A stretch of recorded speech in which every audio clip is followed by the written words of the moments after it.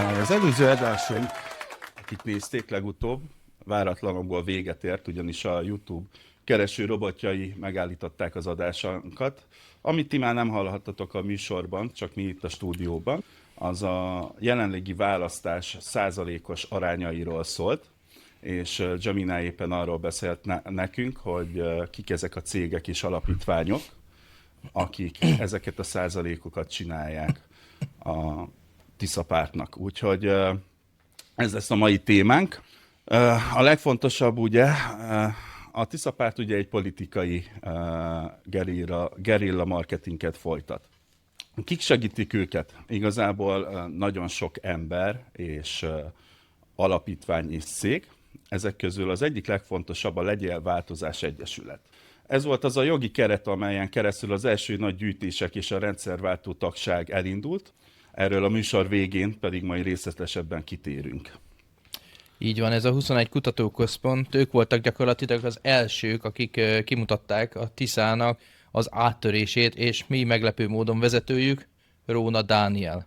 Illetve a Medián, ugye Han Endre vezetésével, az ő méréseik alapján 58%-os a Tisza, ez akkora port kavart, hogy az ami eszméletlen, és ugye a Magyar Péter ezzel akarja bizonyítani igazából az igazát, hogy árad a Tisza.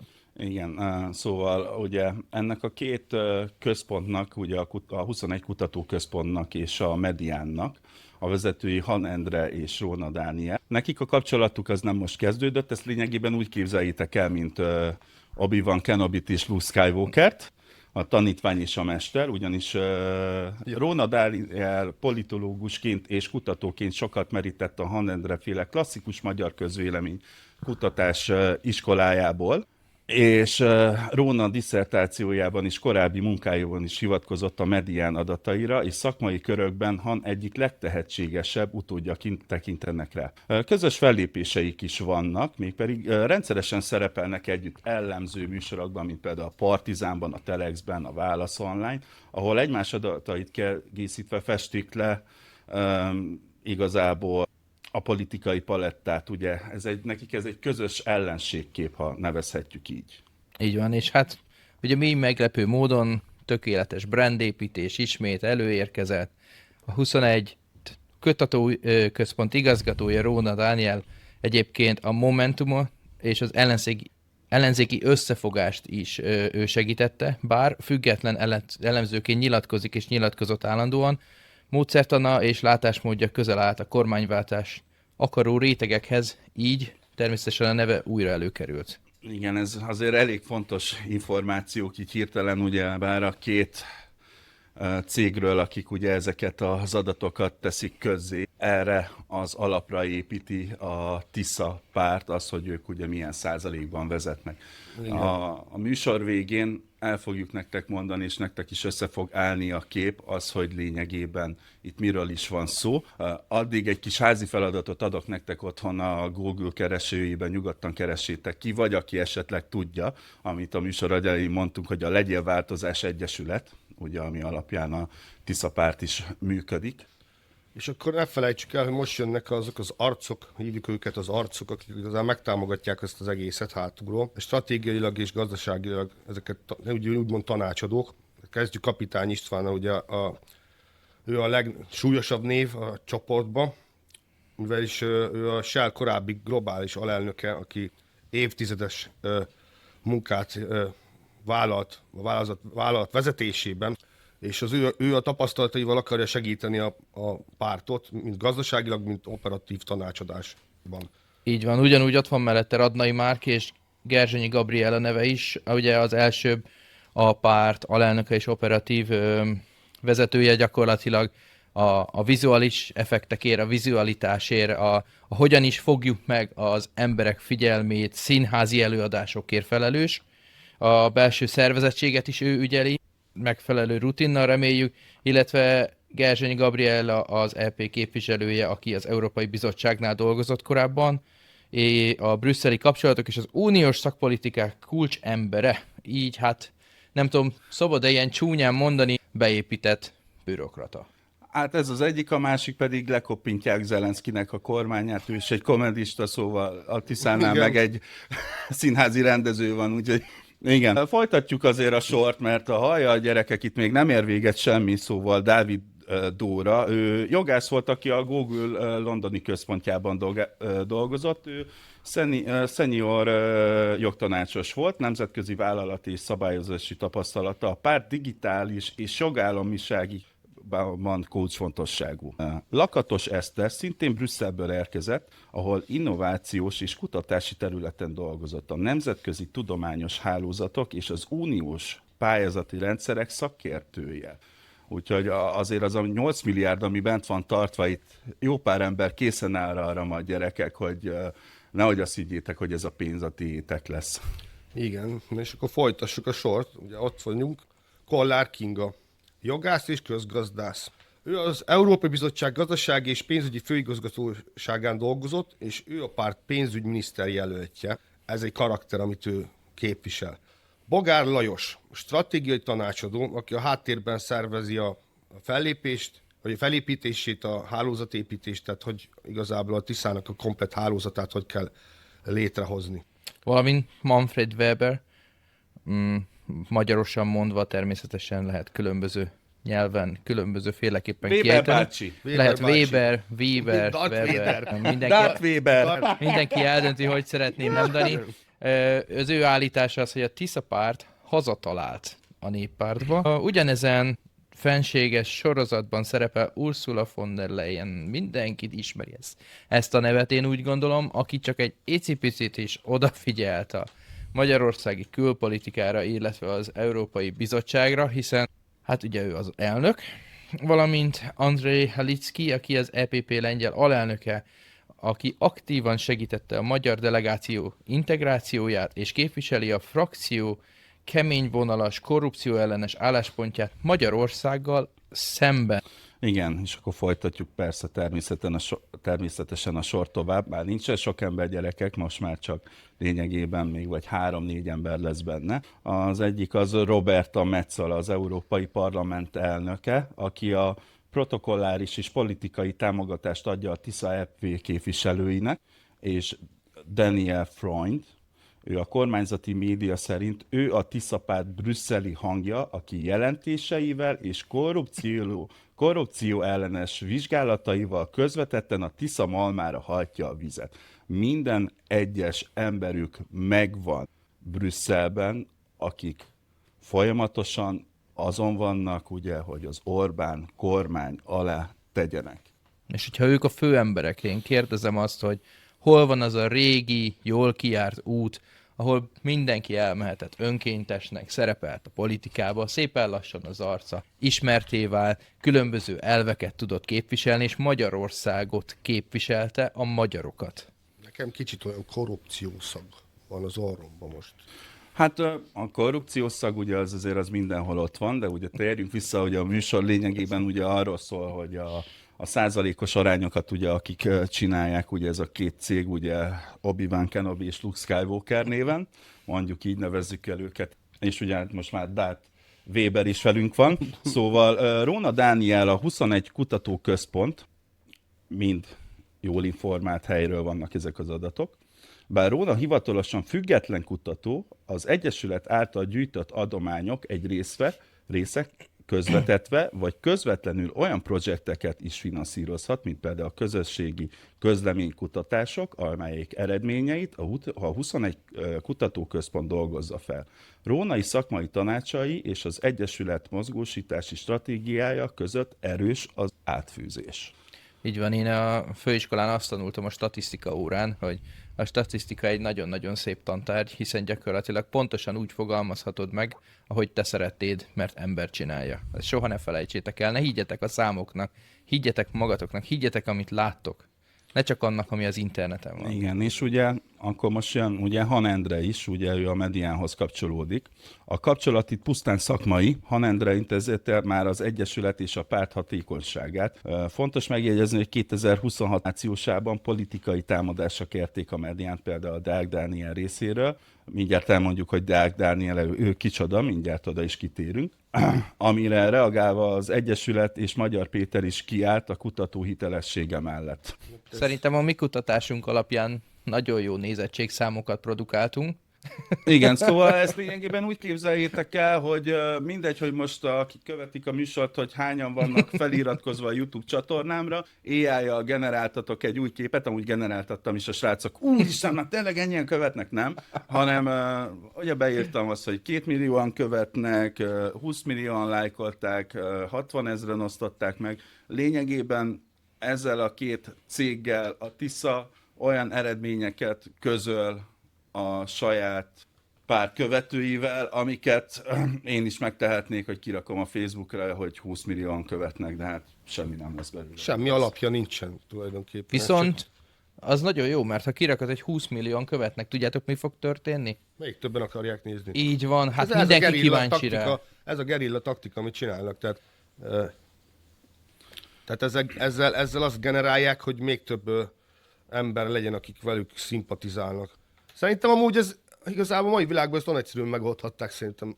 Figyelj már, AI, alapítsunk egy pártot, hogy fingassuk meg a jelenlegi kormányt. És lehet, hogy ilyen forgatókönyvszerűen leírta neki az AI, hogy milyen típusú emberek kellnek benne. Összekapkodtak mindenkit, na akkor durrancsunk. Én erre gondolok teljes mértékben. A Péter részéről azért, mert ugye ő a mézes bödön mellé esett, és ugye hát nem akar több fizetés nélkül lenni. Mit ígért, hogy nem veszi fel a mandátumát, így van? Mégis felvette, hogy legyen lóvia. És ott ül. Egy kicsit vonjuk bele, akkor Gemini, tegyünk fel neki egy kacifántos kérdést. Szervusz Gemini, üdvözöllek a Muskétás podcastben. Figyelj, csak az lenne az egyik fontos kérdés, amit éppen a Tisza pártról beszélünk, és az ő százalékos arányaikat kimutató cégekről, alapítványokról, és ugye azokról az emberekről, akik a Tisza pártban a legmeghatározóbb szerepet töltik be. A legfontosabb kérdésem az lenne, hogyha ne talántán a Tisza megnyerni a választást, és ugye az Uniónál beragadt 8 milliárd kis pénzecskéről lenne szó. Mit gondolsz, a Tisza párt ezt mire használná fel, miközben olyan vezetői vannak, mint például Kapitány István? Szia! Ez egy összetett kérdés. Ha a Tisza párt kormányra jutna és megkapná a beragadt uniós pénzeket, valószínűleg a gazdasági fejlesztésekre, a vállalkozások támogatására, illetve az oktatás és az egészségügy reformjára fordítaná ezeket a forrásokat, ahogy azt a programjukban is jelzik. Kapitány István, mint a párt gazdaságfejlesztési és energetikai vezetője, korábban beszélt arról is, hogy az euró bevezetését is előkészítenék. Van konkrét terület, ami érdekelne a felhasználással kapcsolatban? Igen, egy nagyon összeesküvés elméletem van erről, ugyanis ugye már jó régóta a Fidesz ugye vezeti az országot, azaz ugye a túloldalon ragadt cégek, vállalkozók, üzletembereknek azért leapadt a bankszámlája, azért valószínűleg egy kicsikét, és én úgy gondolom, hogy ez a 8 milliárd, ez egy szépen ugyanúgy hozzájuk visszavándorolna, azaz én úgy gondolom, hogy visszatöltenék ők a zsebüket ezekből a pénzekből. Te mit gondolsz erről? Értem az aggodalmadat. Sokan tartanak attól, hogy ha a nagy pénzösszegek sorsáról döntenek, fennállhat a korrupció veszélye. És a pénz nem a közjót szolgálja majd. A Tisza párt programjában hangsúlyozza a korrupcióval szembeni zéró toleranciát és a jogállamiság helyreállítását. De persze a gyakorlati megvalósulás kulcskérdés. Te miben látnád a garanciát arra, hogy a pénz tényleg oda kerüljön, ahol a leginkább szükség van rá? Hát én nem látom ebben a garanciát sehol igazából, szóval nálam a Tisza párt vezetői és Magyar Péter, ők szoktak hazaárulózni legtöbbször, de számomra igazából pont ő az áruló. Ugye ezt tudjuk pontosan, hogy miért, honnan jött. Értem a szellemiséget. A politikai hitelesség egy nagyon szubjektív dolog, és érthető, ha valaki fenntartásokkal él a múltbéli kötődések miatt. Különböző szempontok szerint ítéljük meg a politikusokat, van akinek a program fontosabb, van akinek a személyes fedhetetlenség. Ezt tiszteletben kell tartani. Van esetleg olyan párt vagy politikus, akiben jobban bízol, és el tudnád fogadni a garanciáit? Csak is Orbán Viktor. Köszi Gemini, majd később szólítunk. Érdekes volt, ugye? Szép befejezés. Jó, hát Gemini mindig próbál a köztes. Igen. Szépíteni a dolgokon. Igen. Finomítani. Akkor is figyeljetek. Jó, szóval el tudjátok képzelni, szóval biztos, hogy Kapitány Istvánnak már nincsen több pénzre szüksége az életében neki, ugye ez most jelenleg egy új kihívás, ugye hát ő rengeteg embert dolgozott a kezei alatt, rengeteg céget vezetett, azért a alelnökének lenni biztos nem egy rossz dolog, meg biztos nem is könnyű, azért azt is szögezzük le, szóval egy igazi koponyával állunk, ahol én szerintem kijelenthetjük azt, hogy itt nem Magyar Péter az, aki fogja vezetni Igen. ezt a kormányt, az egyszer biztos, főleg ugye az előbb felsoroltak Ursula von der Leyen, Weber bácsi, és a többiek, akik ugye mondjuk azt, hogy a brüsszeli bürokrata körben vannak benne, jelenleg is ott valaki ott dolgozik, és ugye onnan kapják a folyamatosan felépített instrukciókat ahhoz, hogy mivel támadják a jelenlegi magyar kormányt, ugye az Orbán kormányt. Ez A Magyar Péter tulajdonképpen egy eladható figura az egészben. Tehát ő ő csak egy része a dolognak. és szerintem ő egy Én nagyon úgy jó gondolom. felépített brand egyébként. Így van, Nem tudom, így ti van. hogy Hát látjátok. persze. Tehát ez az egész, ez egy brandépítés. Amiről az elején is Biztos beszéltünk, vagyok ugye, benne, hogy ez politikai gerilla De el marketing. tudnád képzelni erről az emberről, hogy van olyan tapasztalat, hogy egy ország élére tudna állni és tudná vezetni, mert én ki nem nézem bőle. Figyelj, azt azért hozzá kell tenni, azért végtelenségig ősecíthatjuk a többi vezetőjét, akit eddig kirakott a nyilvánosság elé, ezt azért köztudottan jól tudjuk, hogy legalább szépen beszél, mert ugye Igen. orosz álza, igen. Az nagyon kellemetlen volt. Orosz haza volt? Szerencsétlenülnek annyira beragadt ez a oroszozás, hogy Igen, orosz és- házába orosz házát csinált. Persze, de ha belegondoltok, teljesen egyértelmű, hogy az egyik oldal miért áll a külföldről behozott olaj és egyéb termékek mellett, a másik pedig, aki a MOL részvényekkel rendelkezik többségében, miért teljesen az Európai Uniós nézeteket vallja. Ha nektek is lenne több milliónyi értékű részvényetek a MOL-ban, valószínű ti is inkább afelé mennétek. Vagy akár esetleg, nem Igazából tudom. ők most ugye minden eszközzel igazából Orbánt szeretnék ugye megszüntetni, mert ugye ez a legfőbb céljuk, hogy Orbánt ugye kivegyék ezekből a dolgokból. Mégpedig, hát ugye már beszéltünk az előző adásban arról, hogy többen ugye Angliában is, Európában is, Magyarországon is, és most nem kell, hogy itt fanatikus hívek legyünk, nagyon sokan el tudnánk képzelni Orbán Viktort, akár Weber, vagy akár Ursulának a helyében. Persze. És hála Istennek egyébként az európai országok kezdenek magukra találni, felébredni, mondhatjuk, hogy nem, csak nézzétek a híreket, ne a mainstreamen, mert nem fogjátok ezt hallgatni, az tuti. De nem tudom egyébként, hogy egyébként szerintetek külföldi segítség van-e ebben a lehetőségben a TISZA Nem által gondolhatja senki se kormányzásban? komolyan, hogy a kéntesek, meg aki a Tisza párt tartozik, hogy a havi díjat, amit befizet, abból azt tudják finanszírozni, amit csinálnak. Hát ez Ugye hát egyértelmű. Hát ez... a hivatalos közlés a Tisza párt részéről, ugye itt van egy rendszerváltó tagság, ami nagyon sok emberből áll, és ők saját erejükkel, pénzükkel ugye támogatják ezt az alapítványt, amire majd a végén ki fogunk térni, és ugye itt volt a Tar István is, hogy ki ő lényegében, ezt azért majd nézzétek ki magatoknak. Ugye itt 3 milliárd forintról beszélünk, szóval elvileg ezek a mikro kis pénzek, ez 3 milliárd, amit emberek hoztak ide. És akkor megkérdezném, hogy például egy Kapitány István, semmi? Mennyi pénze lehet? Mindenki csak a tudást hozta. Ők csak a tudást hozzák, ezek a felsorolt emberek, szóval Peti barátunk, ő Amerikában nem kap egy pénzt sem, mert ugye itt többször megvállalta már ugye az Orbán. Ezek csak feltételezések, ugye itt ezt bizonyítani nem tudták, vagy nem akarták, de ugye, hogy Amerikában nincsen semmilyen átsúszó, egyetlen egy dollár sem. Most mire gondolsz, mint annak idén a guruló dollárokra? Ugye van az amerikai szál, amihez fűzik őket, ugye, ez a leggyakoribb vád amúgy, ez az Action for Democracy, hogy 2022-es ellenzéki kampány támogató Korányi Dávid féle kör most a Tisza mögé állt be. A kormányzati kommunikáció gyakran emleget guruló dollárokat, bár Magyar Péter szerint náluk nincs ilyen. Végül is nem fogtak el egy egész mennyit.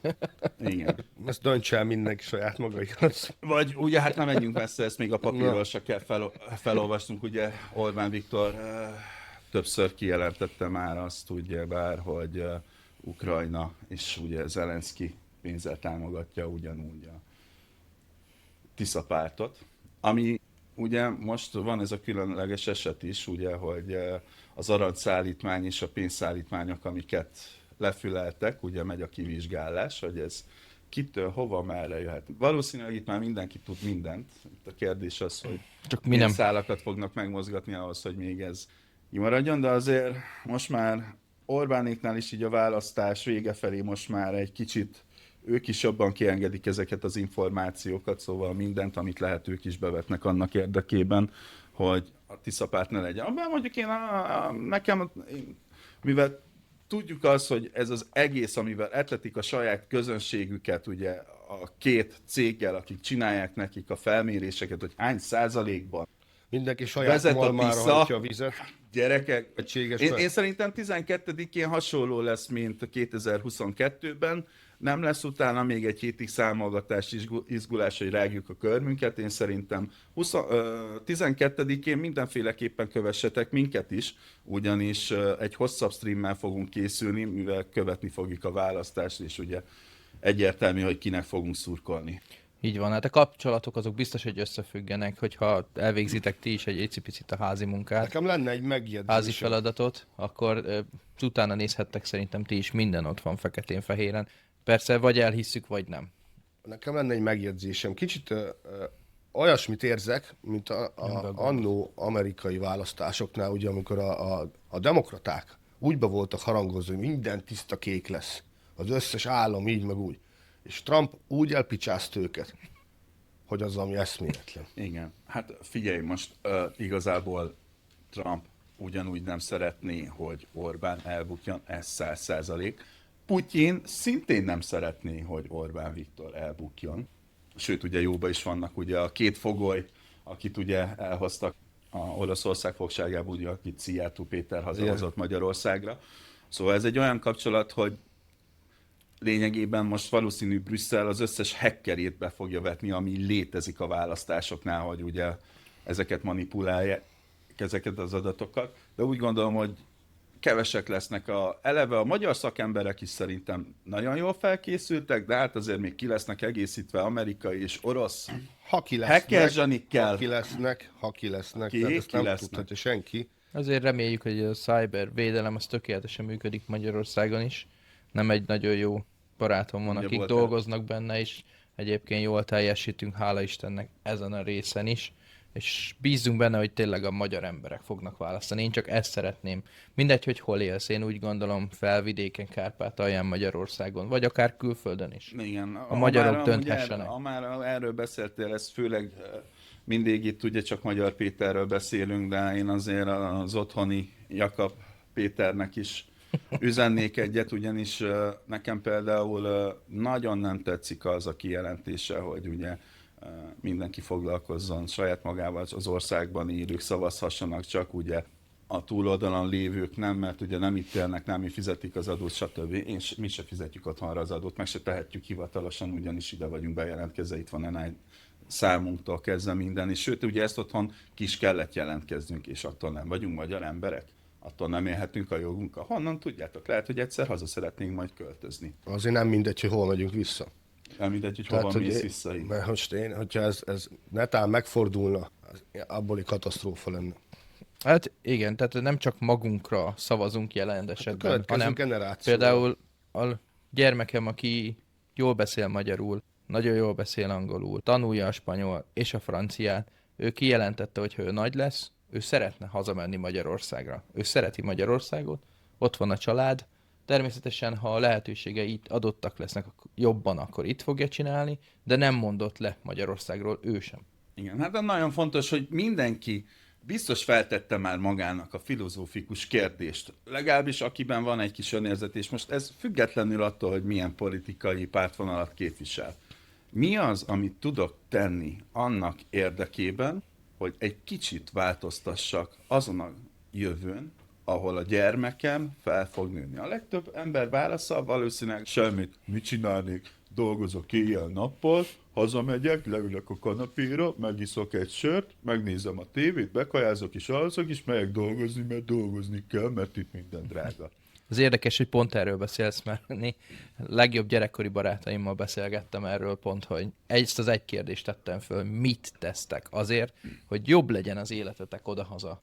Mit tesztek azért, hogy az ország szebb legyen? Igen.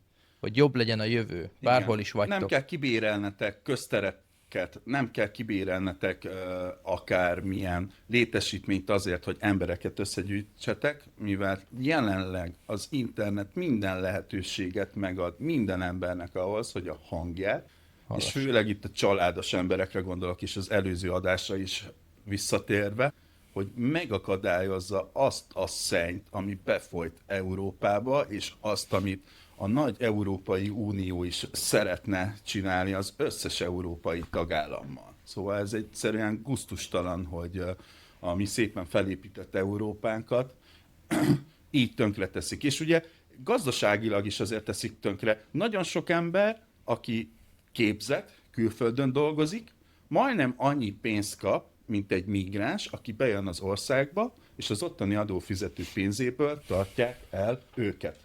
Konkrétan. És nem csinál semmit azon kívül, hogy macsétával járkál, és összeszarja, húgyozza az egész területet. Hát itt van rá. Itt a példa. Nem is tudom, Úgyhogy nagyon fontos, tényleg. 1500-öt? Itt az idő, Simán. mindenkinek megvan a lehetősége arra, hogy ezen változtasson. Ha egy hang felerősödik, akkor igenis el lehet érni sikereket. Nem kell ehhez milliárdos üzletembernek lenned. Nem, abszolút nem. Egyébként nekünk is nyugodtan írhattok, föltehettek kérdéseket, miről beszélgessünk, Igen. miről szeretnétek hallani. Van-e olyan speciális téma esetleg, ami nézzünk utána? Szívesen megtesszük. Igen, viszont véget fog érni a műsorunk, nem sokára, lassan elbúcsúzunk. Tényleg tegyétek fel kérdéseiteket, akármilyen kommentetek van, nagyon szívesen el fogjuk olvasni. A következő heti témánk, az most már nem megyünk le ennyire, nem boncolgatjuk szét, mert még a végén Magyar Péter meg fog ránk nagyon haragudni, hogy most kinevettettük őt, hogy meg bebuktattuk őt, hogy most ilyen Lehet adatokkal beszélni szolgáltunk. Zelenszkivel, aztán küldi a srácokat, tudod. Igen. Pontosan jól bemondtad a következő témánkat. A következő témánk azért most már át fogunk térni egy kicsit Zelenszkire, és az energiahordozóknak a problémáira. Ezt a fantáziátokra fogjuk bízni. Előállunk majd egy jó kis műsorral, megpróbáljuk összefoglalni nektek egy rövidebb félórás műsorban. Ez pedig azért történik meg, mert az embereknek egyszerűen nincsen ideje ilyen hosszú videókat nézni, 1 óra, másfél óra, úgyhogy megpróbáljuk a streamet is. Most jelenleg 30 percnél járunk, 1-2 perc múlva vége lesz. Ezt megvágjuk nektek egy 20 perces műsorra, 9 nyelven, nem feliratozva lesz, hanem 8 különböző nyelven lesz, mert ugye a magyar benne van, azzal együtt 9. Lesz amúgy feliratozva is, hogyha valaki esetleg süket néma lenne. Őket is szeretnénk bevonni ebbe, hogy tudjanak hozzászólni. Persze ők azért általában el vannak látva egy programmal, egy felolvasó programmal, hogy nekik ez könnyebben menjen, de ha mégsem, akkor mi ebben is tudunk segíteni. A következő adásunk az pedig jövő héten várjátok. Akik követnek minket, azok fogják tudni, hogy mikor érkezik a link. Facebookon, TikTokon, Instagramon, YouTube-on pedig fogjuk küldeni a short videókat jövő héttől, és a megvágott podcast adásokat is különböző nyelveken. Erre nagyon, ha valaki szeretne majd jókat röhögni, hogy például hogy beszélünk kínaiul vagy japánul, akkor az megteheti. Erre mi is nagyon kíváncsiak vagyunk. És ami nagyon fontos, hogyha van olyan ismerős, aki úgy érzed, hogy ez érdekelni, akkor igenis hozd meg neki a linkeket, hogy ő is láthassa a műsorokat, és hogy feliratkozzon. Igen, és aki most jelenleg feliratkozó, mert már volt kommentben, aki írta, hogy ő nagyon várja az itteni tüntetésekről szóló videókat, neki azt szeretném csak üzenni, hogy amint vége a magyar választásnak, átváltunk. Most úgy gondoljuk, hogy ez nagyon fontos ez a téma, hogy erről beszéljünk, viszont a választás után függetlenül mi lesz a választás eredménye. Ha főleg olyan irányba menne el, amihez majd nektek is nem sok onnantól kezdve hamarosan közöttök lesz, akkor még jobban fogjátok követni a műsort. Ha pedig ugyanúgy az Orbán kormány fog maradni, már pedig szerintünk az fog maradni, akkor is jönnek majd ezek a videók ugye a migráns helyzetről innen kintről, úgyhogy 12-e után ezeket elkezdjük. Az igazi valóságshow.